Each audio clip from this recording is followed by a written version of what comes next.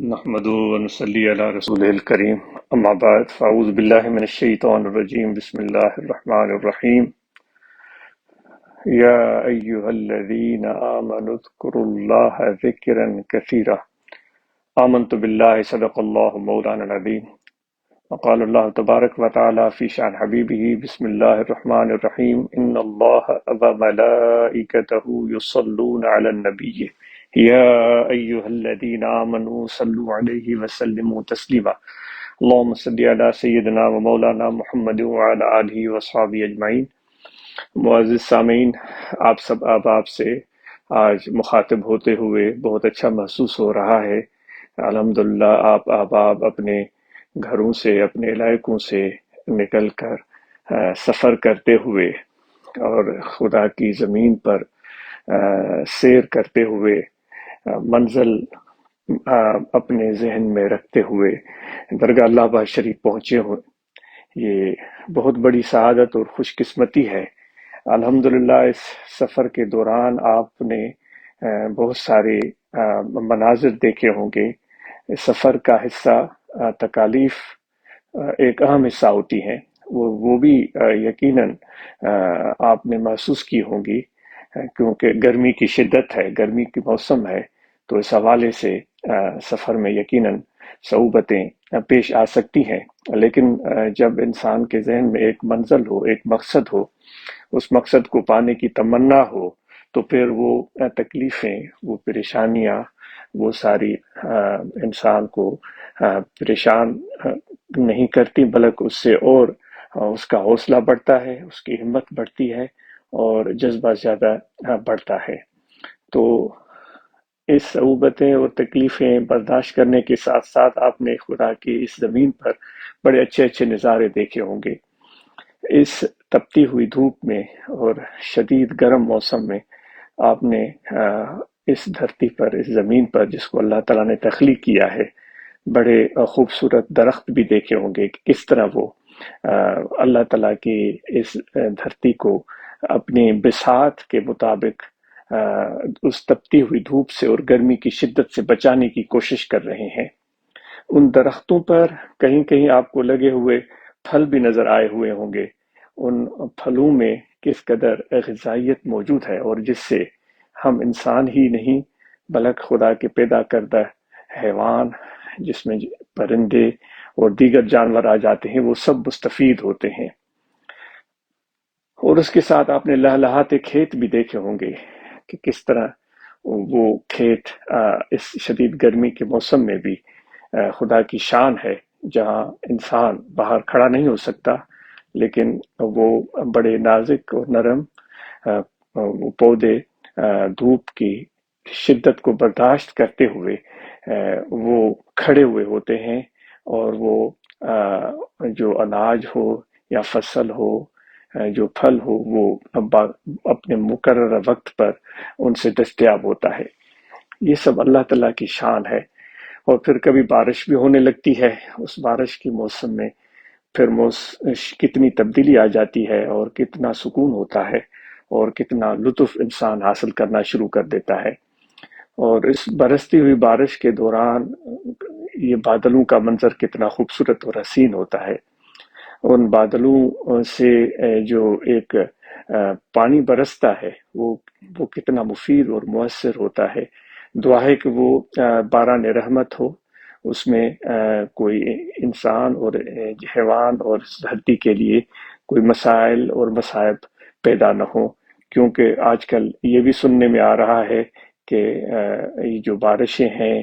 یا سیلاب ہیں، ان کی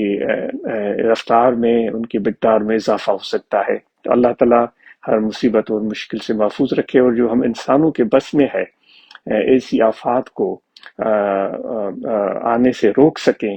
اپنے عمل سے، اپنی کوشش سے، تو اس میں ہم سب نے مل کر کوشش کرنی ہے۔ جس طرح کی جماعت مل کر کوشش کر رہی ہے کہ ہم درخت لگائیں تاکہ ان درختوں سے اس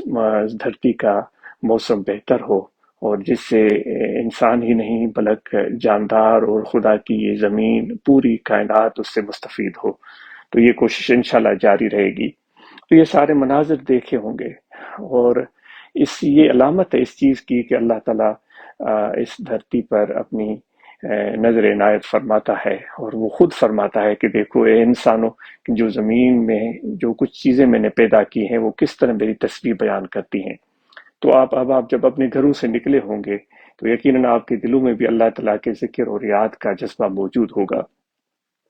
اور نہ صرف جذبہ موجود ہوگا بلکہ آپ اور ہم ذکر قلبی کرتے بھی ہیں، اور یہ کرنا بھی چاہیے۔ اور سبحان اللہ، جو ہمیں مرشد کامل نے ذکر قلبی کی تلقین فرمائی ہے وہ کتنا بہترین اور عظیم ذکر ہے، جس میں کوئی محنت اور مشقت نہیں ہے،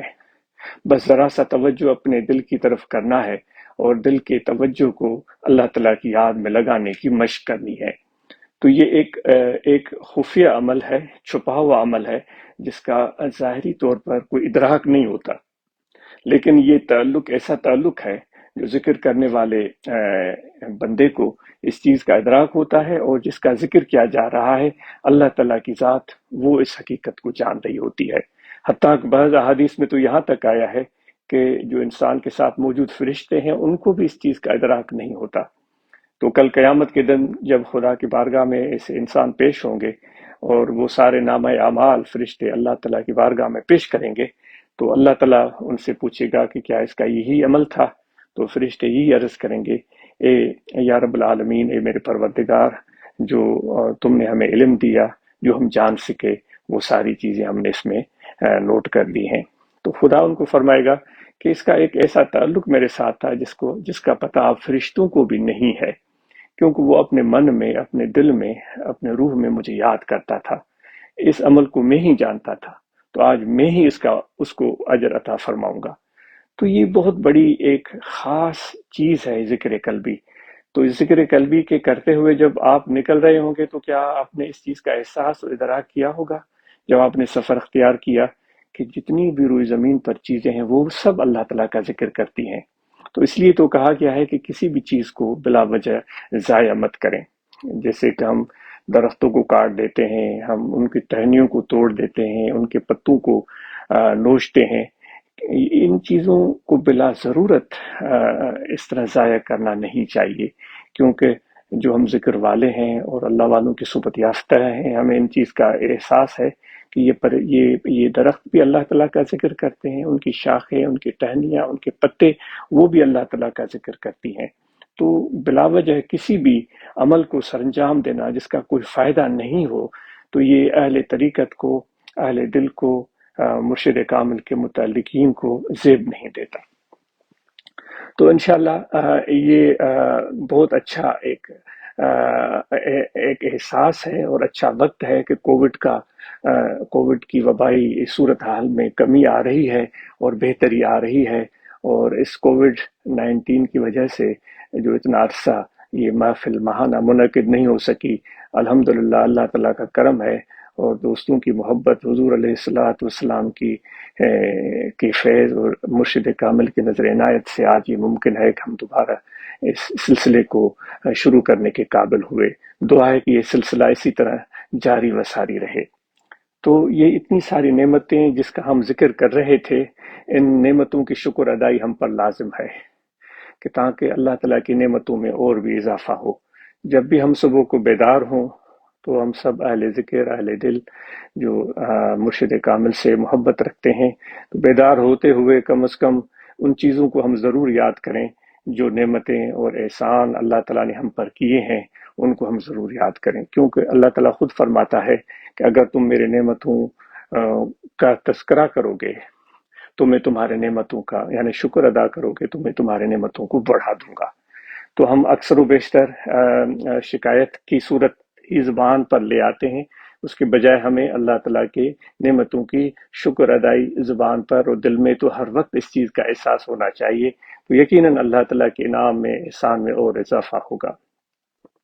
ذکر قلبی کے تسلسل کو قائم رکھنا ہم سب کی یہ بہت اہم ذمہ داری ہے کہ ہاتھ کار کی طرف اور دل یار کی طرف۔ سب احباب کو یہ تاکید کی گئی ہے کہ کاروبار زندگی کو بھرپور طریقے سے سر انجام دیں، فضول بیٹھ کر اپنے وقت کو ہم ضائع نہ کریں۔ تو نوجوانوں کو خصوصاً یہ گزارش ہے کہ آپ سے بڑی توقعات و امیدیں وابستہ ہیں، تو نہ صرف آپ علم کے میدان میں آگے بڑھیں بلکہ اس کے ساتھ ہنر بھی ضرور حاصل کریں۔ جماعت کے احباب اس سلسلے میں کوششیں کر رہے ہیں کہ ایسے مراکز قائم کیے جائیں، ایسے سینٹر بنائے جائیں جہاں ہماری نوجوان نسل ہنر سیکھ سکے تاکہ وہ اپنے ذریعے معاش کو آسانی سے اختیار کر سکے۔ تو اس سلسلے میں ہم ان سب احباب کے پنجاب میں، سندھ میں، جہاں بھی وہ کوششیں کر رہے ہیں ان کے لیے دعا کرتے ہیں کہ اس کوشش میں اللہ تعالیٰ ان کو کامیابی دے کہ نوجوانوں کے لیے ایسے ادارے تشکیل دیے جائیں جہاں وہ ہنر سیکھ سکیں اور اس سے ان کی معاش میں بہتری آئے۔ اس کے ساتھ ہم سب کی یہ ذمہ داری ہے کہ اپنی صحت کا ہم خیال رکھیں، کیونکہ یہ صحت بہت بڑی عظیم نعمت ہے اللہ تبارک و تعالیٰ کی۔ تو اپنی صحت کے خیال رکھنے میں سب سے جو بڑا دخل ہوتا ہے وہ یہ ہے کہ انسان اپنی جسمانی ذہنی صحت کا کیسے خیال رکھ سکتا ہے۔ جسمانی صحت تو یہ ہے کہ آدمی کھانا ضرورت کے مطابق کھائے، جو حضور علیہ الصلاۃ والسلام کا بھی یہی ارشاد ہے کہ ضرورت سے زیادہ مت کھائیں۔ اور ذہنی صحت کا یہ ایک اہم ذریعہ ہے کہ بلا وجہ ہم اپنے آپ کو فضول سوچوں میں دماغ کو مصروف رکھنے کے بجائے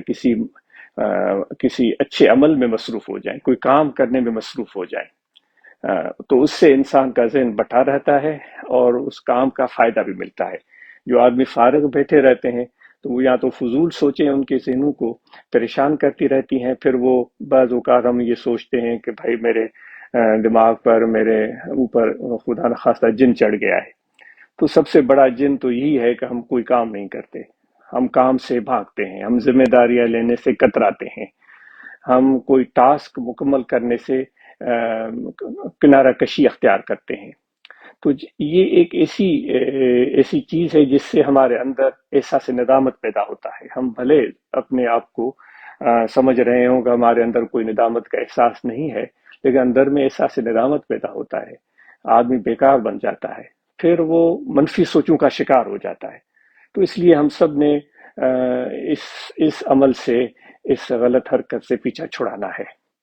کہ ہمیں یہی تعلیم دی گئی ہے کہ ہاتھ کار کی طرف اور دل یار کی طرف۔ تو انشاءاللہ اس سے ہماری جو ذہنی صحت ہے وہ بھی بہتر ہو سکتی ہے، اور اس کے ساتھ نیند ہم پوری لیں، کیونکہ جسم کو آرام کی سخت ضرورت ہے۔ جو 8 یا 9 گھنٹے کا آرام اس جسم کو چاہیے، یہ ہماری ذمہ داری ہے، وہ نیند ہم پوری لیں۔ انشاءاللہ اس سے ہم بہتر محسوس کریں گے، اور جو بھی ٹائم ہمیں میسر ہوگا اس میں اپنی صلاحیت کو بہتر طریقے سے سر انجام دے سکیں گے۔ تعلیم کے میدان میں آپ اور ہم سب نے بھرپور کوششیں کرنی ہے کہ ہم اپنے بچوں کو بہتر سے بہتر تعلیم دلوا سکیں۔ بیٹوں کو، بیٹیوں کو الحمدللہ ایسی اطلاعات ملتی رہتی ہیں کہ جماعت کے پیارے دوست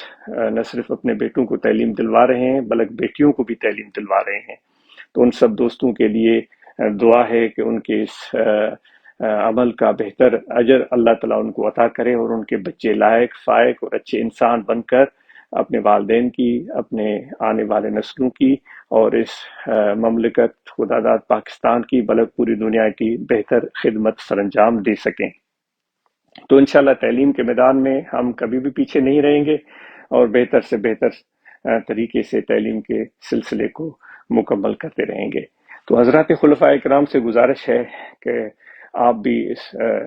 کووڈ 19 کے صورتحال کی وجہ سے شاید اس قدر تبلیغ سر انجام نہ دے سکے ہوں، یا جو وفود کے اراکین ہیں، جو اس کے ممبران ہیں، وہ سر انجام نہ دے سکے ہوں، تو اب تو وہ سلسلہ اللہ تعالیٰ کا شکر ہے کم ہوتا جا رہا ہے۔ تو آپ سے گزارش ہے کہ آپ اپنے اس تبلیغ کاوشوں کو زیادہ بہتر طریقے سے سر انجام دینے کی کوشش کریں، اور اس توقع اور اس امید کو ہم آپ سے باندھتے ہیں کہ انشاءاللہ جو عرس مبارک ہوگا، جو معمول کے مطابق اللہ تعالیٰ کے فضل و کرم سے حالات اچھے رہیں گے، تو اس میں آپ کے بہترین تبلیغی مساعی سے، کوششوں سے نئے نئے احباب اس پروگرام میں شریک ہوں گے۔ تو اسی طرح یہ ماہ ذی الحج وہ بھی قریب آ رہا ہے۔ آپ سب احباب کو پتہ ہے کہ ان دنوں میں ہم قربانی ہم سب مسلمان سر انجام دیتے ہیں، تو ہم سب کو چاہیے کہ جن پر قربانی واجب ہے وہ ضرور قربانی کا فریضہ سر انجام دیں۔ تو اس حوالے سے یہ بھی آپ سے گزارش ہے کہ درگاہ شریف پر بھی انتظامیہ قربانی کا اہتمام کرتی ہے، جس میں پاکستان سے، پنجاب سے، سندھ سے، بلوچستان سے، KPK، کشمیر، گلگت بلتستان، ہر طرف سے دوستوں کو دعوت دی جاتی ہے کہ آپ بھی یہ عمل یہاں سر انجام دے سکتے ہیں۔ اگر آپ اس کار خیر میں ان دوستوں پر اعتماد کرتے ہیں تو ان سے رابطے میں آئیں اور یہ قربانی کا فریضہ آپ درگاہ اللہ آباد شریف پر سر انجام دے سکتے ہیں۔ اس سے یہ فائدہ ہوتا ہے کہ جو مدرسہ ہے، جو مدرسے میں پڑھنے والے طلباء ہیں، ان کی کچھ مدد ہو جاتی ہے، اور جو لنگر تیار ہوتا ہے فقراء کے لیے، اس میں کچھ مدد ہو جاتی ہے۔ اور اسی طرح جو باہر احباب رہتے ہیں بیرون ملک، پاکستان سے باہر، ان سے بھی یہ گزارش ہے کہ وہ اس قربانی کے فریضے کو درگاہ اللہ آباد شریف پر سر انجام دے سکتے ہیں۔ اور اس حوالے سے انتظامیہ کو چاہیے کہ اس ماہانہ پروگرام کے موقع پر وہ سامنے آئیں اور جو ذمہ دار اور متعین کردہ افراد ہیں وہی اس حوالے سے جماعت سے رابطے میں آئیں اور اس عمل کو بہتر طریقے سے سر انجام دینے کی کوشش کریں۔ اور آپ جب یہاں آئے ہیں تو ذکر کریں، اور ذکر کے ساتھ اپنے باطن، اپنے روح اور قلب کی پاکیزگی کا اہتمام کریں، اور وہ تب حاصل ہوتا ہے جب انسان ذکر کرے اور مرشد کامل کی طرف متوجہ ہو، تو ان کے توجہات سے، نگاہ کرم سے انسان کے نفوس کا تزکیہ ہوتا ہے۔ تو انشاءاللہ وہ توجہ مرشد کامل کی ہمیں حاصل ہوتی رہے گی۔ اور جب آپ واپس جائیں تو اپنے گھر میں ماحول کو بہتر بنائیں، گھر کی صفائی کا خیال رکھیں، اپنے گلیوں کو، اپنے کوچوں کو، اپنے محلے کو صاف رکھنے میں کوئی کوتاہی نہ برتیں، اپنی بھرپور کوشش کریں، تاکہ گھر میں جس طرح ہمیشہ دوستوں کو عرض کی گئی ہے کہ جو بھی دوست ہیں جو مساکین ہیں، غریب ہیں یا صاحب ثروت ہیں، وہ اپنے گھروں میں کچرے کے حوالے سے ردی کی ٹوکری یا ڈسٹ بن گھر میں رکھیں، تاکہ جو بچے ہیں، بڑے ہیں، وہ جو بھی کوڑا کرکٹ ہے، کچرا ہے، وہ اس میں ڈالتے جائیں، اور پھر ہر روز شام کو اس کوڑا کرکٹ کو صحیح جگہ پر صحیح طریقے سے ٹھکانے لگائیں۔ تو گھروں کو صاف رکھیں، اور عورتوں کو بھی یہی تاکید کی جاتی ہے کہ وہ بھی اپنے عمل اور کوشش سے اپنے گھر اور ماحول کو صاف بنانے کی کوشش کریں۔ جو درخت لگائے ہیں ان کا خیال رکھیں، ان کو بہتر طریقے سے سنبھالیں تاکہ یہ بڑے ہو جائیں، اور ساتھ میں میاں بیوی اپنے رویے کو باہمی بہتر رکھیں۔ باہمی اختلاف، انتشار، فساد سے فائدہ نہیں ہوتا، بلکہ گھر کے ماحول میں خرابی پیدا ہوتی ہے۔ میاں بیوی کا باہمی اعتماد اور محبت اور خلوص اور پیار،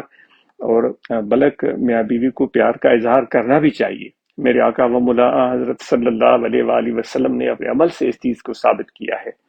کہ اپنے ازواج مطہرات سے اپنے پیار کا برملا اظہار فرماتے تھے،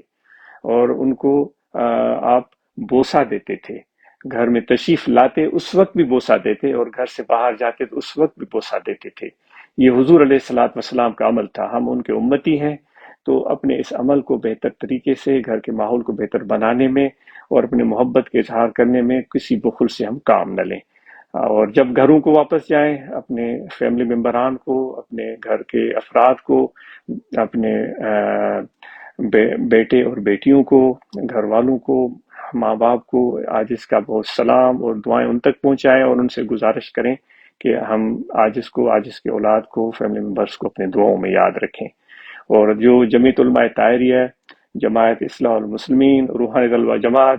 کے احباب اپنے کام کو بھرپور طریقے سے سر انجام دیں، اور تبلیغ کے کام کو آگے بڑھائیں، تنظیم کے کام کو آگے بڑھائیں، برانچز میں قرآن مجید کی تعلیم کا اہتمام کریں،